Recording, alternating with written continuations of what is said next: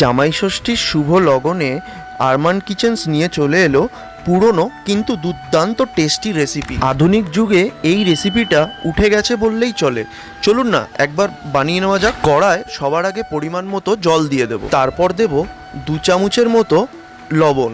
বাজারে গিয়ে দেখি মমতা মাসি আজকে কচুরলতি বিক্রি করছে, তাই ওনার কাছ থেকে 600 গ্রাম কচুরলতি এনে ভালো করে ছাড়িয়ে গরম জলে ঢেলে দিলাম। 10 মিনিটের জন্য ঢাকা দিয়ে দেবো সেদ্ধ হওয়ার জন্য। আরেকটি কড়ায় 50 গ্রামের মতো সর্ষের তেল ঢেলে নিলাম। তেল যখন আসবে গরম হয়ে ইলিশ মাছের মাথাটা ভালো করে কেটে নুন হলুদ মাখিয়ে তারপর সেই গরম তেলে ছেড়ে দেব এক এক করে। নস্টালজিয়ার এই রেসিপিটি খেতে হয়তো অনেকেই ভালোবাসেন, কিন্তু আজকের ডেটে অনেকেই হয়তো কচুরলতি ছাড়াতে জানেন না আমার মতো।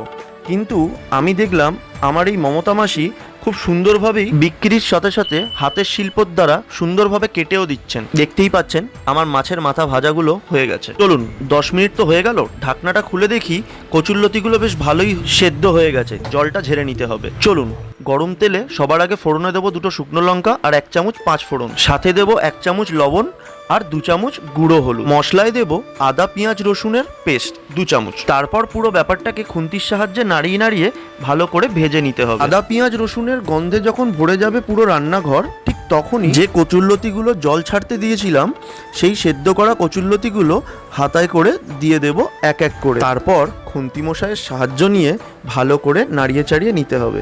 মাথায় রাখবেন যাতে প্রত্যেক কটা কচুরলতির সাথে মশলাগুলো ভালো করে মিক্স হয়ে যেতে পারে। দেখতেই পাচ্ছেন আমার মশলা আর কচুরলতিগুলো কিন্তু ভালো করে মিক্স হয়ে গেছে। আর দেরি না করে ইলিশ মাছের ভাজা মাথাগুলো দিয়ে দেব এক এক করে। আবার একবার খুন্তি মশাইয়ের সাহায্য নিয়ে ভালো করে নাড়িয়ে চাড়িয়ে নিতে হবে। মাথায় রাখবেন মাছের মাথাগুলো যেন ভালো করে মিক্স হয়ে যায়। এই রেসিপিটি ওপার বাংলা থেকে আসা বাঙালদের ফেভারিট একটি ডিশ, বাট আজ আর এটা বাঙাল আর ঘটি বলে কিছু নেই। সবাই এই রান্নাটি খুব খেতে ভালোবাসে। তাই যারা আপনারা আমার এই চ্যানেলটি ফলো করেন তারা কাইন্ডলি একবার বাড়িতে বানিয়ে দেখবেন, ডিনার হোক অথবা লাঞ্চে। তাই জামাই ষষ্ঠীর এই শুভ অনুষ্ঠানে এইরকম নস্টালজিয়া একটি রেসিপি আপনাদেরকে উপহার দিলাম। যারা বাড়িতে এখনো পর্যন্ত নিয়মিত এই রেসিপিটি খান তারা কাইন্ডলি কমেন্টে জানাবেন কেমন লাগে। যাদের আজকের রেসিপিটি খুব ভালো লেগেছে তারা like comment share and subscribe করে আরমান কিচেনকে আরও আগে নিয়ে যাবেন।